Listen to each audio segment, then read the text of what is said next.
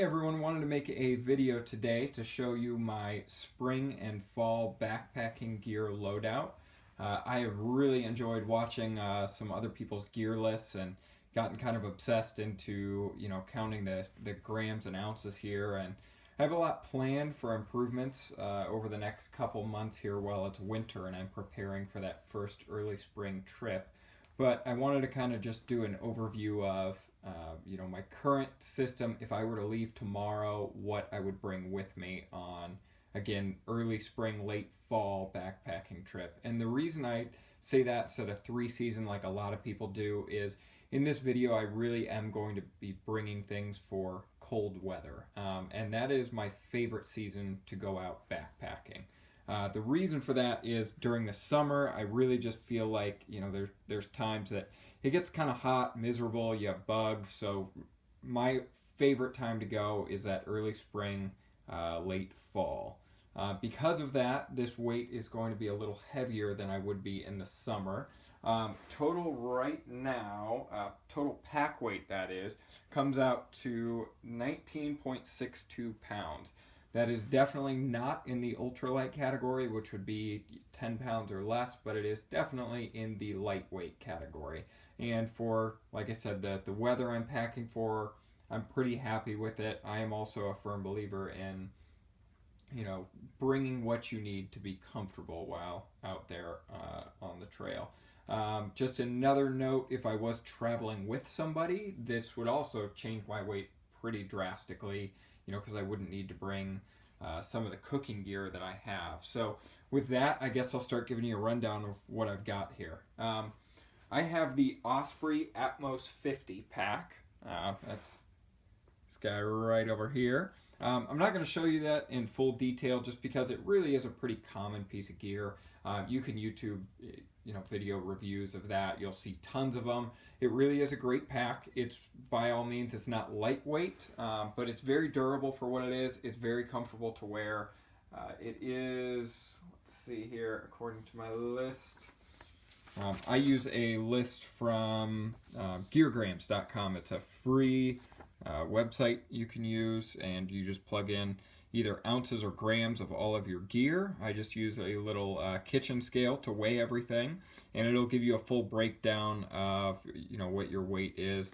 So anyhow, in my pack, the Osprey Atmos 50 is just over 1,400 grams here, so a little over 3 pounds. It is fairly heavy, and I also did include in my pack weight the Osprey 3-liter hydration bladder that you see right there. Again, that is pretty heavy. It is definitely a luxury item, but I really enjoy carrying it. I like being able to just take a drink while I'm moving. I've heard a lot of people argue that they prefer to stop and enjoy the trail, and that's great. But for me, I enjoy that. It's nice to not have to stop to take a drink. Moving along here, as far as shelter goes, I use a hammock to sleep in. I absolutely love it. I will never transition to a tent unless I have to, meaning there's not trees around. But this is the War Bonnet Blackbird hammock. This is the 1.1 weight, and it is a single layer. I actually previously owned a 1.7 weight material double layer, and what that means is at the bottom you've got 2 layers of fabric, and the purpose for that is so you could put a sleeping pad underneath of you. If you try to sleep in a hammock without some sort of under protection, you're going to get really uncomfortable. The wind travels right underneath of you, and you will have a ice cold butt when you wake up in the morning. Actually, you probably won't even make it through the night, even in the summer. You want something underneath of you.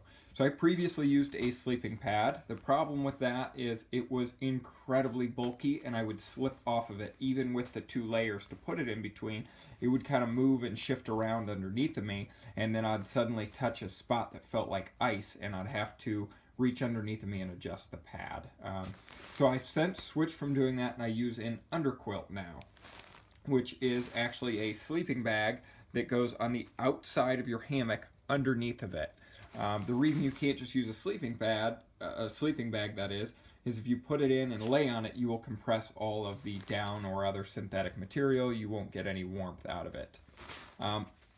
On this, there's a head and foot end, and just quick shout out to War Bonnet. This is what you would call one of the like a cottage company. You know, it is. These are handmade in Colorado. The guy that makes them, I can't remember his name, but I have talked with him in email a couple of times when I was ordering this, and he is fantastic to work with. Everything he does is very, very high quality. You can see the hand stitching here. This is, I think, from all my research, the best hammock you could possibly invest any money in, and I'll talk about some of the features here.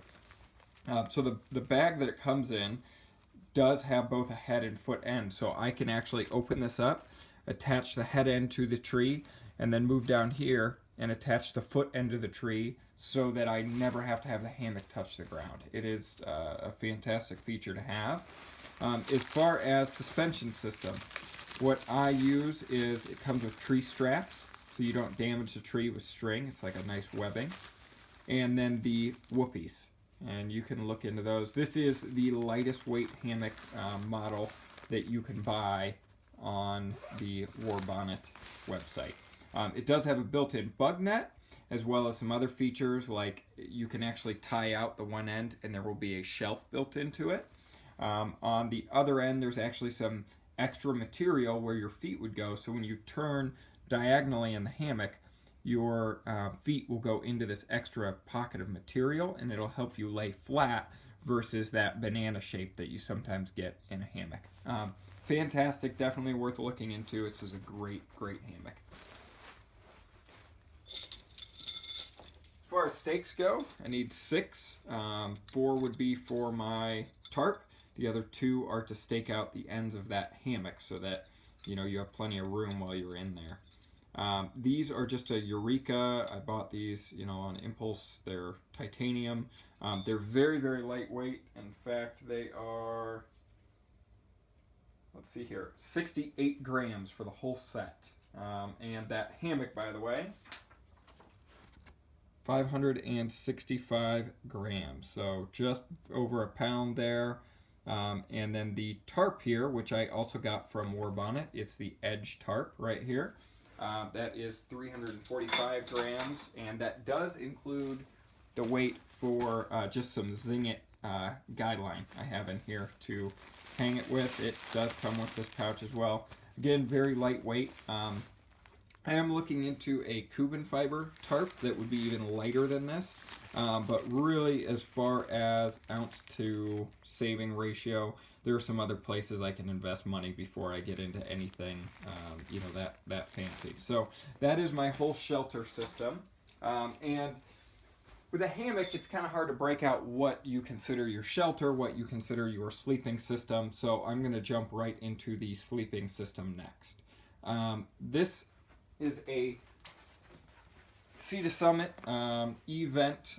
So this is a dry bag, but it's a compression bag. So this orange part down here actually lets air out, and you can stuff things in it and then cinch it down so it packs down nice and small. This bag in it actually has 2 things. It is my underquilt, that kind of like exterior sleeping bag I was talking about. And that particular one I actually got from War Bonnet as well. It is made to fit the Blackbird, and it is just their 3-season one. So it doesn't cover your feet. It covers your back, your butt, up to your thighs. It stops around your knees. And then what I do is just use a sit pad for my feet when it is really cold out, so that I don't have to purchase the full length, and then I wouldn't get use out of it in the summer. So again, that sleep system there, the compression sack, it is 14 liter, and then the underquilt is a War Bonnet Yeti 3-season. And then as far as a sleeping quilt, not sleeping bag, I did originally purchase a Mountain Hardwear sleeping bag, and the weight of a full sleeping bag is really unnecessary because you don't get use out of that bottom portion of the bag in the hammock. So I have purchased what they call a top quilt. A company called Hammock Gear, again, another kind of cottage company. makes a fantastic top quilt. It's just the over portion, and there is a little box to put your feet in at the end. I got the 20 degree, which keeps me comfortable pretty much all the time, at just 515 grams. And then also in this case, and depending on the weather, I may or may not bring this, it's the Thermalite Reactor Sleeping Bag Liner. That is this guy right here. On a previous trip I went to, it did drop below freezing that night, and I did find I would have been really uncomfortable without this. This is supposed to add, I believe, I'm trying to see if it's marked on here. It's the extreme. I think this is supposed to add 20 degrees of comfort to your bag, and I really found that this made a huge difference. If it wasn't going to go below freezing, I would definitely not bring this and save the weight. It is not real light by all means, but you know, when it's going to be cold, you really don't want a chance getting a good night's sleep out there. So in this case, I included it in my weight. All right, so that is sleep system. Over here, I do have some just a Toiletries kit. As you can tell, I really like Sea to Summit. Their stuff is kind of expensive, but you know, it's lightweight. It holds up really well. I've had a good experience with them, so I kind of stay loyal to them. But in here, I've got some just DEET insect repellent, so I don't have to carry you know, regular bug spray. Got a little travel toothbrush. I just picked that up at Walmart, nothing fancy. Some toilet paper and a little travel bottle of toothpaste. Now, once I go to leave on the trail, I would probably carry something like some vitamins or something else in here as well, but I'm not really going to count that in my weight because that would be a consumable, something that I'm going to use up throughout the trip. I also have a Sea to Summit pack towel and some soap strips. Depending on how long I'm out for, this may or may not get any use, but it's nice to have. And if I do get wet and want to, you know, dry my feet off, something like that, before I put a fresh pair of socks on, this thing is great to use for that. It comes with a little pouch to carry it in, and then it's also got a little tie down on the edge of the washcloth, so you could actually hang it from your hammock suspension and let it dry out overnight. So that is just kind of my Toiletries kit. As far as I guess I lumped this next category, just eating and drinking is what I called it. And it's just anything I would need as far as, you know, water, food, cooking, anything like that. You can see for this category, I've got just under 3 pounds here. But this, what I grabbed here, is just my bear bag kit. I really do need to improve this. This is a very cheap dry bag that I purchased at Walmart. It's just the Outdoor Products brand. You know, it was a couple of bucks. It actually came in a set with a few other ones. And I had a larger version that was yellow, and I was actually getting a bear bag down, and the paracord was stuck on a branch, and the whole thing just fell, and all of this just ripped right underneath of here. So definitely something that put a damper on the rest of my trip. I had to take my clothes out of the dry bag I was keeping them in and use that as the bear bag after that happened. So I'm always a little worried about that happening with this. So definitely we'll look into investing in something different. I know Z-Packs carries a bear bag kit that is made out of Cuban fiber that is very lightweight, and it uses Zing-It instead of paracord, which I have been meaning to switch out for some time now. So I do just have this length of paracord. It is by all means not as lightweight as it could be for what it is.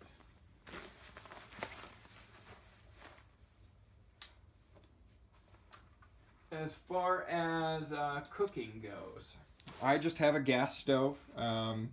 This is listed as consumable, so it's not included in my base pack weight. And then I have the Optimus Crux. I believe this is the light version. This thing is actually fantastic. One of the few things that, you know, I don't see myself upgrading anytime in the near future. I may switch to something like an Esbit stove, try that out. But this is just really reliable for what it is. It's easy to use. Fuel is available, you know, at pretty much any gear store you go to. And this is just super lightweight. This actually folds out, clips into place there. These will fold out for you to sit your pot on top of. And then this is the regulator to control how much fuel is coming out. And this just screws right on top of this canister. So again, really happy with that. It is really lightweight. In fact, to give you an exact measurement, this is, let's see here. This is just 106 grams. So it is very, very lightweight. I'm very happy with it. It does come with this little pouch. I don't know if you saw me hold that up. But this, you can put it in there and clip it to the top of a fuel canister. And I don't use that a lot, but it is something nice to have just to keep this protected while it's in my bag. As far as cooking, eating, and drinking, typically when I'm on the trail, I use some of those, like, you know, Packet Gourmet, dehydrated meals, that kind of thing. I really don't like the Mountain House ones. They're kind of nasty. It doesn't really follow the paleo diet that I eat. But if I am going to cheat, you know, on the diet while backpacking, it's definitely a time to do it. Get the calories you need, and I'm sure it's not going to cause you that much harm. But this is a pot I use. It's the Optimus Terra Solo. Honestly, this thing is not the best. I can't say that I'm really happy with it. It is made out of stainless steel. I would like to opt for a titanium cook set. And the packing system for this is just absolutely atrocious. You can see what a hard time I'm having getting the netting off. And this, the one nice thing about this is it's got these rubberized grips. So, you know, unlike some of them that are pretty small and metal, they do heat up and then you have to use something to hold on to them. I've never had a problem grabbing this when there's boiling water in here. But anyway, the reason I was talking about eating out of those bags is it's rare that I ever eat out of this container. I find that if I ever, you know, whenever I have tried that, what happens is all the food gets stuck on the inside of here. I mean, it's a pain to clean out when you're out there in the woods. And, you know, especially, you know, I like to eat high fat. I'll even bring some ghee, that kind of thing, coconut oil with me while I'm out there just to increase my caloric intake. And what I found is that, you know, all that oil and grease gets stuck on the inside of here. The other thing about this is super unnecessary. It's like a little frying pan. Again, I'm never going to use that. So I've looked into what I'm probably going to do on my next trip here is just use some tin foil to cover this up, just to keep the heat in, help water boil faster. But what's most likely going to happen before that is I'm going to upgrade to like a Toaks or a Vargo 750 milliliter titanium pot, which would be much easier. As far as eating, I use this Light My Fire is what it's called, just a plastic spork. I did actually stupidly, you know, on an impulse before a trip, I was in a store and they had a titanium version of this, and honestly, it was a waste. It's even a little heavier, the titanium is, than the plastic. And then the other problem is if you're using anything that's non-stick and you're trying to stir anything or you're scraping all that, you know, non-stick enamel off the pot. It's really unhealthy for you. It's not good. So I switched over to this plastic one. Very happy with it.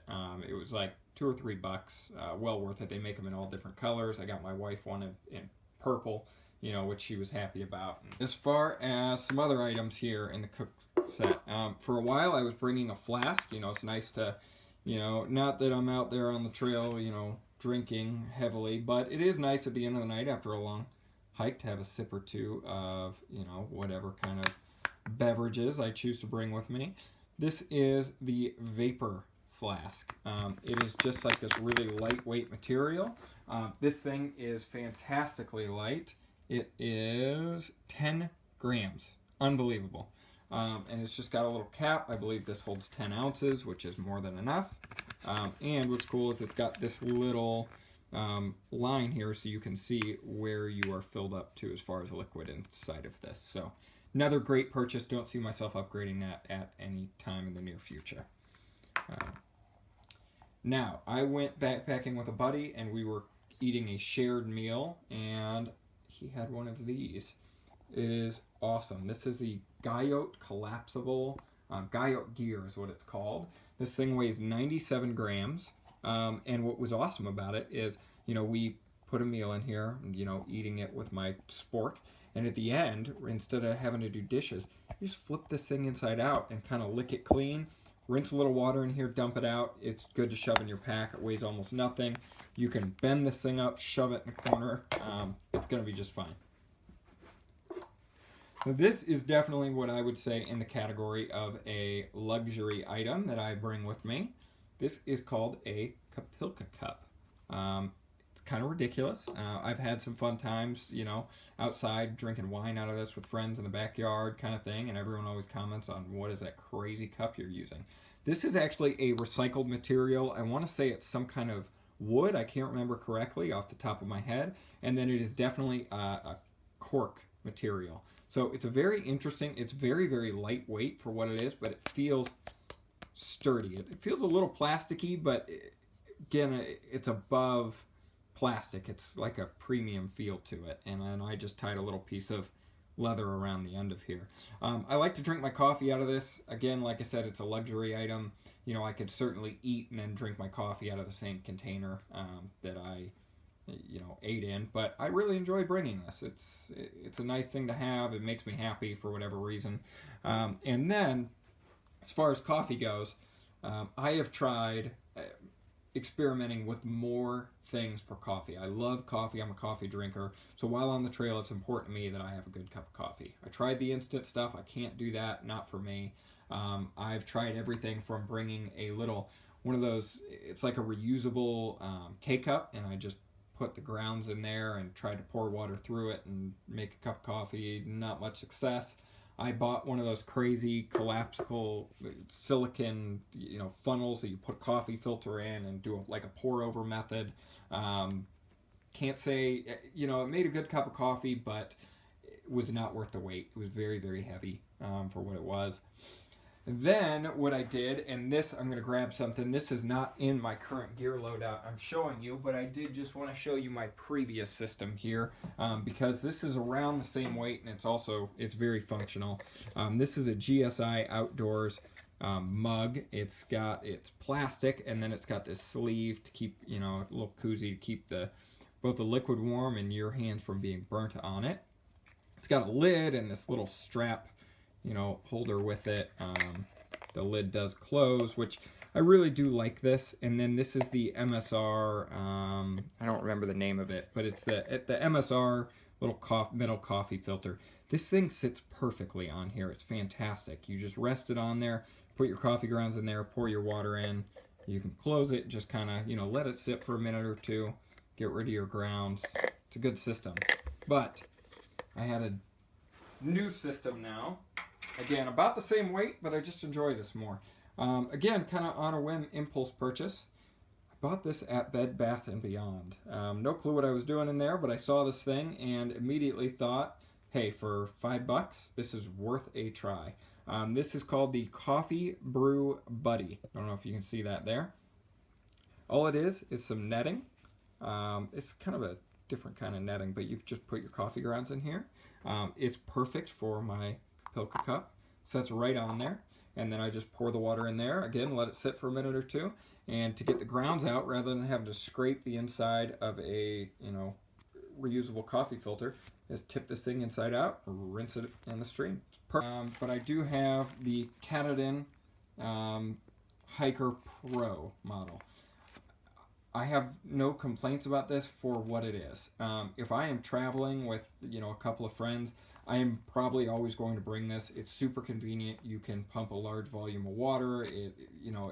It's a very fine filter, so you're not going to get any kind of bad taste. It's, you know, I know some people carry iodine tablets, that kind of thing. That's just something I'm never going to do. I want some fresh, clean water while I'm out. So this thing's great for volume. The problem is it's bulky and it weighs quite a bit. As far as weight goes, it looks like this is 395 grams. It is almost a pound, which that's pretty heavy for me. I'd prefer to be bringing something, you know, lighter weight. So one of my current upgrades I'm looking at is the Sawyer Squeeze, and I think that'll make a big difference as far as carrying water goes. Another thing I use, and I do enjoy this, it's the Platypus drinking container.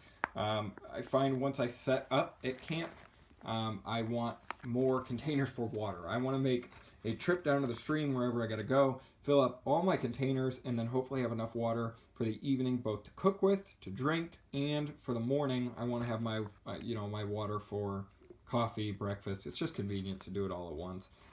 This thing, it does take a little bit to kind of put together, set up, and get a place where everything's flat and secure and you can pump into the container.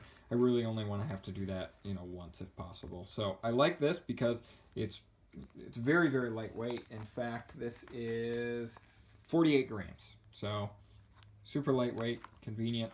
Actually, at night, sometimes what I'll do is that war bonnet hammock has a ridgeline in it. I will take a carabiner and just clip it to here and hang it from my ridgeline. So if I wake up in the middle of the night, I can just pull it down, get a drink, put it right back, and my water's right there at hand.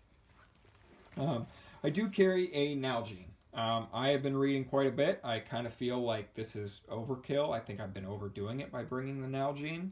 I do like it because it has ounce measurements on the side. So if I'm making one of those packet gourmet meals that calls for 20 ounces of water or whatever it is, I can see what that volume is straight from the container. But I'm probably going to look into just carrying a disposable water bottle. It's amazing what kind of things you go into a gear store or something like that, you can really overdo it and kill yourself in weight unnecessarily. So probably on the next trip I will look into that. The only thing I would want to call out is if you are planning to go when it's going to drop below freezing, this is probably a good thing to bring. If you're bringing one of those plastic disposable water bottles, which again are very lightweight, the water can freeze in there, and if you are trying to tap it to get frozen water out of the cap, you could break it and you've rendered your container useless. So I do like this for colder weather. As far as some luxury items, real quick, I just wanted to hit on. I do classify some of these things in luxury. Sometimes I will bring some ridiculous stuff, out on the trail with me just for fun, and I always put it in that category so I'm aware that, it's a conscious decision I'm making to bring something that's going to bring me enjoyment, but it's really not necessary as far as, comfort or survival on the trail. So right now that list includes just a pair of Apple earbuds, so if I am by myself and silence gets to me, I can, enjoy a audiobook or music or whatever it is I want to listen to. And at 11 grams, I'm probably always gonna bring those if I'm by myself. If I'm traveling with someone, I think that'd just be kind of rude. I'll, just enjoy their company on the trail. I do have an iPhone 6S, and I did purchase a life-proof case for that. Well worth it. You don't have to worry, even if you were taking pictures, out on a creek and you drop it in the water, it's fine. All you got to do is retrieve it. And it's nice and waterproof, drop-proof, everything. They hold up really well, and it just makes me feel better having it on the trail because I do use my iPhone quite a bit. Sometimes I will use it, I'll throw a map on there. I would bring a paper map too, but sometimes it's nice to have on there, as well as, I use the camera quite a bit while I'm out there. And then, like I said, the aforementioned, if I want to listen to music or something like that. And then Kindle. Again, something that, it's a luxury. Don't really need that, but I much prefer bringing a Kindle over an actual book just because this is going to be lighter weight than a book. Well, depending on the size of your book, but, for as many books as you can hold on here, it's fantastic.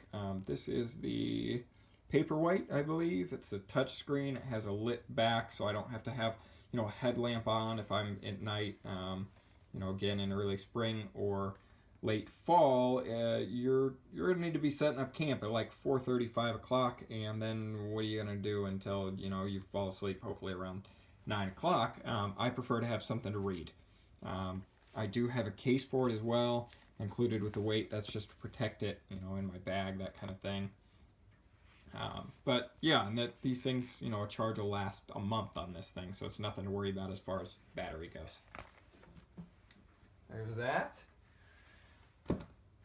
Now just kind of moving into some accessories, that kind of thing. Just things that, I would want to bring with me on the trail. I do have a Sea to Summit again, pet cover. This thing is fairly lightweight. Let's see here.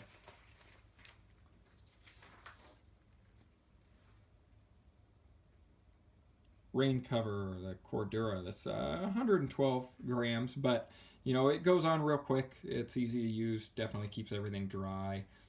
Again, for this category I'm about to show you, just under 3 pounds again for this one. Some other things that are in there are a Sea to Summit head net. This is something that most likely in the season I'm going, I'm showing you the loadout for.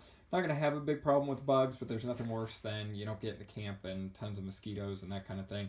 And this thing is virtually weightless, 23 grams. I always just stuff it in the pack anyway, just in case.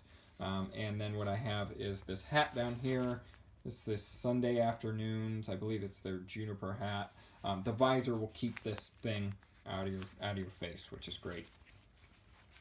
I also have a wallet I bring for backpacking. This was another impulse purchase. It's a Chums, just super lightweight. All I do is shove an ID, a debit card, maybe 20 bucks cash or whatever, in case I do end up at a place where I need to pay for a campsite. I have some cash with me, and then I just attach my car key to the inside of here, and it's a much lighter weight alternative than carrying a regular size wallet. I also bring some carabiners. These are not anything fancy. These all have the, do not climb with mark on them. But these things I find come in handy a lot on the trail. I've already mentioned I often will clip my platypus to the outside if I have wet gear and I want to clip it to the outside of my pack. If I want to hang my pack from a tree to keep it off the ground if the ground is wet, I'll use one of these. These are very light. I have 3 of these regular size ones and then a smaller one. I'll sometimes even use this just to hang my headlamp from the ridgeline in my hammock. All 4 of these weigh 70 grams, well worth the wait. Really like having those.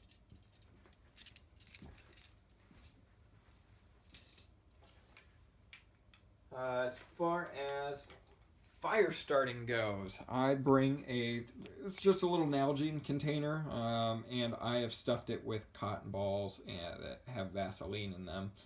Helps get a fire started real quickly. I always bring 2, at least 2, if not 3 sources of fire. I've got 2 Bic mini lighters here. Definitely important to have that. I usually bring something like, a little piece of fire steel as well, just something different in case the lighters fail. I do bring just a Silva starter compass, real basic. Again, purchase it like Walmart or something for under 10 bucks. And they're super reliable, great to have. Do bring a pocket knife with me. For a while I was getting a little bit of overkill on the pocket knife. I was bringing like a big fixed blade. I really don't think that's necessary. This is, I believe the name on this is Winchester. It's got some cutouts in it that help it. It's lightweight, but this thing has really gotten some use. I really like pocket knives. I've looked into upgrading, getting something even lighter weight than this, but this thing weighs, let's see here, this thing weighs all of 71 grams. So not too bad for what it is. And like I said, this is just my trusty knife. It's one of those things I've just kind of got my own attachment to. I really like it. I also always have a headlamp with me. Now, this is another one of those things that is on my list to upgrade. This is a cheap one, Energizer. What I don't like about it is rather bulky. This doesn't look that bulky, but when this thing is on your forehead, it feels like it's really sticking out far. The other thing is that the band it's attached to, this thing comes out of here quite a bit, just like that. And then this thing, falls off your head, that kind of thing. It does use 3 AAA batteries on the back of here. So what I'm looking at is the Black Diamond Revolt headlamp, and what I like about that is it has a charging port on it. So you could charge it up. All I'd have to do is bring an external battery with me, and that would be useful for my Kindle, my phone, and this guy, which would be perfect. This right now, I do carry extra batteries in a little gear bag I'll show you in a minute. But it's heavy to carry 6 AAA batteries with you. But anyhow, what led me to this one? I did own one previous to this, and I got rid of it because the one I had before this had a couple of different modes, it had like a spotlight, a floodlight, and then you could run both at once, and then it had a red light mode. But in order to get to the red light mode, you would have to click all the way through the white light modes, and it was at the end. And that to me was kind of pointless, because by the time you get to the red light mode, which is meant to preserve your night vision, you had already blinded yourself and ruined your night vision.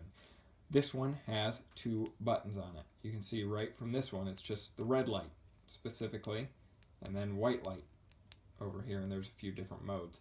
So that is a must for me. The Revolt, again, the Black Diamond Revolt headlamp has 1 button, but how you get to the red light mode is you just hold the button down and the white light will not come on. You know, if you hold it down for 2 or 3 seconds, whatever it is, just the red light will come on. So again, that's on the upgrade list. It's not that it's a weight savings, it's just a functionality, you know, and quality thing that makes me want to upgrade this. Currently, this headlamp is 106 grams. I think the Revolt is like 96 or something like that. So yeah, that's what I got there.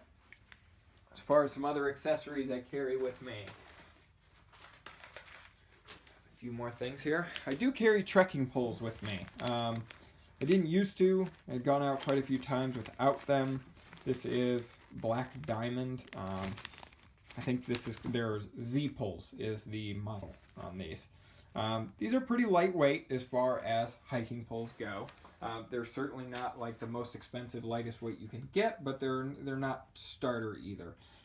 The set of 2 is 384 grams. So not a lightweight item to carry, but I get a lot of use out of them. If I'm doing any elevation changes, I really, really like to have these. They are great for downhill more than anything. I find that, you know, a lot of times if I've hiked, you know, up any amount of elevation and my legs are tired, and, you know, going down, it's rocky at all, that makes me nervous. You know, my legs are shaky at that point. You know, been carrying some weight. I want these for stability. That, and I find these just help me move faster while I'm on the trail. You know, it makes me, it redistributes some weight from the pack. I don't bring the travel case with me while I'm backpacking, but these are just, that's how I store them. That's that. Sometimes, you know, I might just bring one if I'm not doing a lot of elevation change, or if I know I'm going to be somewhere entirely flat, I may just not bring these at all. Let's see here.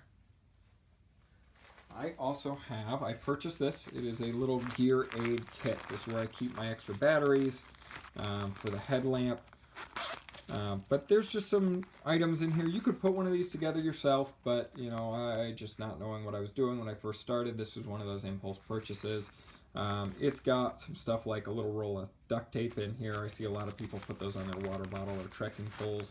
And then it's just got some adhesive, you know, like, you know, it's got this netting for if you needed to repair the net in your hammock. You know, if you get a tear in anything, you could patch it. Little thing of super glue. There's a little thing of hot glue you could melt with a lighter. Some thread and a needle. Some buckles in there. Just, you know, if you find yourself needing to repair a piece of gear, you probably got what you need right in here. I also have a first aid kit. This is the Adventure Medical Kit, ultralight, watertight 5. They make different versions of this. This is a group size one because I often do travel with you know, a couple of people. So there's, you know, Band-Aids, gauze, wrap, burn cream, some Advil, that kind of stuff in here. But I like this thing for what it is, and it's waterproof, which is great. Both of those, the first aid kit weighs 118 grams. The Explorer gear kit is 193. And again, keep in mind there are extra batteries in there, so that's why that weighs as much as it does. I think that pretty much takes us through all of the... Oh, nope, I did forget one thing. This is my sit pad. This thing is fantastic. It's made by Climate Cush there. It's inflatable. And I'll blow this thing up for you real quick so you can see it. It's got this little knob that you twist to open or close it.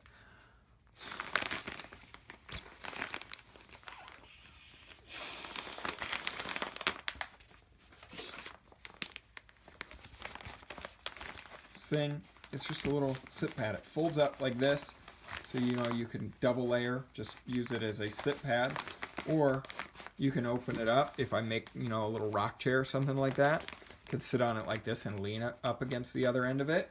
And like I said, I do use this in my hammock to put my feet on because my underquilt does not cover where my feet go. So I will rest my feet on this so that they don't get cold. So there's that. I think all that I have left here to show you is clothing. Let's see here, I'm going to turn this way just a little bit. So as far as what I usually don't wear when I start out on the trail, I have another Sea to Summit Event dry bag. This one is just 8 liters. And I keep some stuff that, I might have for when I stop hiking. This is a Terramar Thermosilk. This is one of those, pieces of gear that I don't see myself upgrading. These are the bottoms and then the top on those. They really, for their weight, do a surprisingly great job of keeping you warm. Put together, they're about 80 grams each, which is fantastic for the warmth that they provide. They are made out of a nice silk material. This is great. Even in the summer, I will often bring this just as sleep clothes. I'll put these on and, hop right in my, in my hammock with them. Another thing by the same brand, this is Terramar, and it is a smart wool kind of pullover. It's like a half zip. This is a medium. This is their 30% wool, 70% polyester. It is very, very warm for its weight. You can see my clothing as a whole comes out to around 7 pounds, and about 4 pounds of that I'm already wearing on the trail, so that's not included in my pack weight. So got that Terramar pullover. I also carry a pair of socks just for sleeping. These are just wool socks. No brand on these. I've just had these around for a while. They're very warm. And if my socks do get wet on the trail, it's great. You want to have a dry pair to change into while you're going to sleep. Those are there. As far as other stuff that I would pack with me but would not go in that bag. This is just a Columbia rain jacket. I want to say this thing was $100. It's their Omni waterproof. It does have a hood on it. It's not the lightest weight rain jacket you can buy, nor the most waterproof, but it's a great middle of the road. If you don't have a lot of money, you want to drop on one. Some of them do get really expensive really, really quickly. This thing, I believe, weighs, let's see here, Columbia Omnitech, 298 grams. I also bring a down jacket. I rarely hike with this, but at camp, as soon as I stop, I want to put this thing on. And this is made by Outdoor Research. Right now, it is stuffed into one of the pockets, and it is meant to be able to do that. It's got a double-sided zipper in one of the pockets, so you can, shove it in there and travel with it. And it's even got a little clip for if, you want to clip it to something there, a little mitt hook. But yeah, I've had a great experience with this. It's very, very lightweight, 369 grams. I guess it's not that lightweight, but for the warmth it provides, it's very lightweight. Highly recommend having one of those if you're going to go out in cold weather.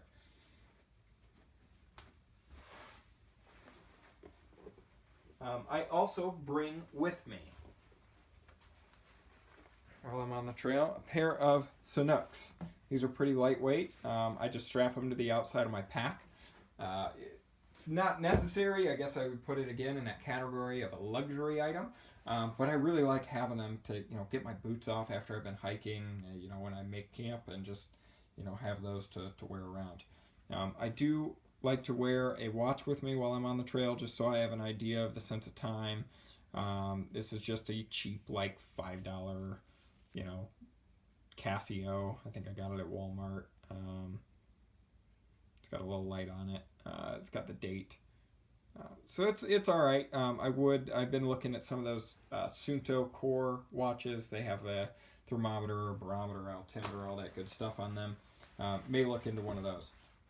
This is that Sunday afternoons hat. Really cool thing about this, the bill has a fold in it, so you can pack it up. You can fold it down. Again, it's great just to keep sun out of your face, and then if you want to use a bug net, you have this to keep the bug net, from hitting you in the face. There is actually a little stash pocket in the top here too, which is kind of neat. It's a little piece of Velcro, and you can stick stuff in there, which is neat. It ventilates really well too. You can see it has these, ventilation ports on the side. I really do like this thing. Fantastic. As far as what I'm wearing while I'm out there, I just have a smart wool, pair of underwear. I've got a Stoic. This is just like a, polyester synthetic. You always want to wear synthetic while you're out hiking. This is a long sleeve. I got this off of one of those, I think it's called Steep and Cheap. It was like $20, which for what it is fantastic. The Stoic is kind of, I think it's like their, brand actually, and I really have had a good experience with any Stoic stuff I've ever ordered.